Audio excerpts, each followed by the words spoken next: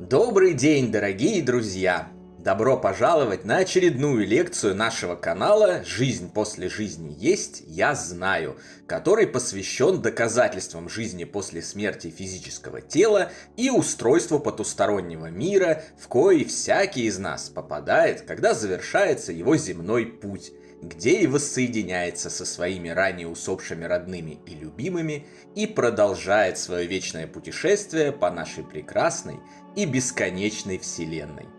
Несмотря на давно устаревшие, но все еще сильные невежественные стереотипы о том, что жизнь после смерти и нашу бессмертную духовную природу невозможно доказать, что никто якобы с того света еще не вернулся и ничего не рассказал, на самом деле обязательное выживание личности после смерти ее биологического тела давно доказано. Ссылки на подтверждающую это литературу, исследования и эксперименты размещены во многих видео нашего канала, в разделе «О канале», на вкладке «Сообщество» и в наших книгах цикла «Жизнь после жизни есть, я знаю», в том числе распространяемых бесплатно. Чтобы получить эти доказательства, вместе с уверенностью в существовании потустороннего мира, в который любой из нас уходит после завершения земного пути, нужно только открыть эти книги и внимательно ознакомиться с ними. Понятно, что не все хотят это делать, не у всех есть возможность, не все могут преодолеть сопротивление своего скептицизма и скептицизма окружающих, осуждения общества и его сомнений в психическом здоровье познающего. Не все обладают ресурсом для того, чтобы получить знания лично. Тем замечательней все обстоит, что даже и этого не требуется для того, чтобы лично убедиться в нашем бессмертии и существовании потустороннего мира. Ведь доказательства этого разбросаны повсюду и доступны каждому, даже без чтения какой-либо литературы и проведения каких-либо экспериментов. Хотите, я снова за пару минут докажу вам, что вы никакое не тело, не мозг и не биомасса, а очень даже независимый от тела дух, обладающий потрясающими способностями, как уже делал это ранее в других наших видео и книгах. Легко. Это доказательство лежит прямо перед глазами и доступно абсолютно любому. Найдите для себя пару спокойных минут в уединении. Останьтесь в тихом помещении и мысленно пропойте абсолютно любую песню, которую знаете. Слышите, как она звучит? Идеально, правда же? Так, как будто вы профессиональный певец, ничуть не хуже Майкла Джексона или Фредди Меркьюри. А теперь попробуйте озвучить свои мысли и пропеть песню вслух при помощи биологического рта. Еще лучше, если вы при этом запишете свое пение на диктофон и затем прослушаете запись. 99,9% людей споют безбожно фальшивя, путая слова и не попадая в ноты. Как же так? Внутри, в сознании, песня звучит прекрасно и шикарно, без единого намека на фальшь. И только когда вы выражаете ее в материальный мир при помощи голосового аппарата, она превращается в какого-то монстра, лишь отдаленно напоминающего изначальное произведение. Более того, в своем сознании вы можете даже улучшать песню по сравнению с тем вариантом, который существует в физическом мире. Вы можете добавлять биты, модернизировать аранжировку, прибавлять другие голоса и даже целый хор в припеве. Вы можете снабдить все это клипом с профессиональной подтанцовкой, фейерверками и спецэффектами круче, чем в «Аватаре». Красота и великолепие.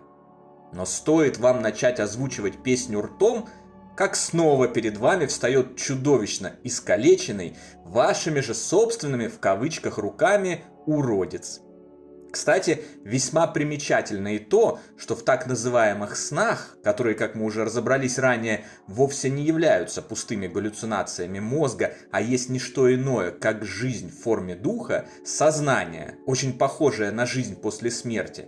Многие из нас тоже идеально поют и даже не удивляются этому. Так, как будто это привычная норма.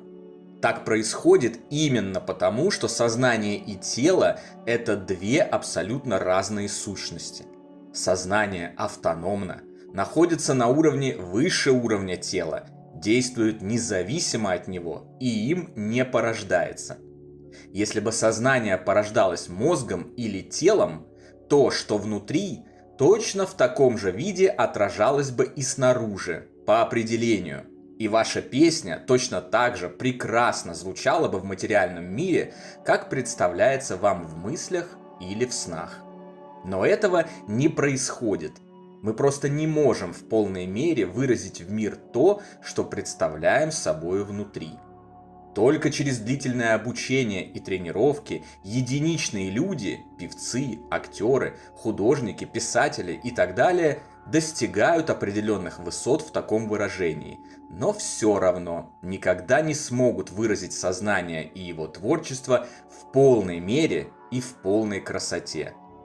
Многие из таких отдельных людей уже приходят в мир с определенными способностями, заложенными в них изначально, что, по-видимому, совершенно не случайно и требуется для исполнения изначально же поставленных перед ними задач. Но это другая история, о которой мы подробно поговорим в следующих наших видео. Тело – это удивительный, невероятно сложный и прекрасный биологический механизм. Но как бы ни был он прекрасен, он – это не вы. И как только вы начинаете использовать этот механизм для выражения своего духа и того, чем он наполнен в материальном мире, и сравниваете себя в духе с собою в материи, вы в этом легко, просто и наглядно убеждаетесь. Это и есть простое и доступное всем доказательство утверждаемого факта, что вы представляете собою бессмертный дух, а вовсе не физическое тело. Точно так же все обстоит и с другими сравнениями. Попробуйте, например, представить великолепную Джоконду Леонардо да Винчи. Вот она, перед вами, во всей своей красе, в мельчайших деталях, как живая, манит загадочной и неповторимой улыбкой и гениально положенными красками. А теперь попробуйте-ка нарисуйте ее на физическом листе бумаги. Никак. Но ведь картина-то перед вами, вот же она. Однако биологические руки не способны отразить эту картину в физической реальности. Будь вы мозгом, как это утверждает устаревшая наука, то, что он представляет, легко бы воплощалось в материи при помощи рук, ног, языка и прочих органов под управлением мозга. Будь вы этим биологическим компьютером, все, что внутри вас, вы бы легко выражали в том же виде наружу. Принтер ведь в точном соответствии печатает то, что отображено на экране компьютера, выводимом на печать, правильно же? Но вы не мозг, и лишь используете этот биологический орган для выражения своего духа в мире вещественной материи трех измерений. Вы оператор, который жмет на невидимые кнопки и дергает невидимые рычаги этого устройства. И от того, насколько умело вы это делаете, зависит и получаемый в трехмерном мире результат той или иной деятельности.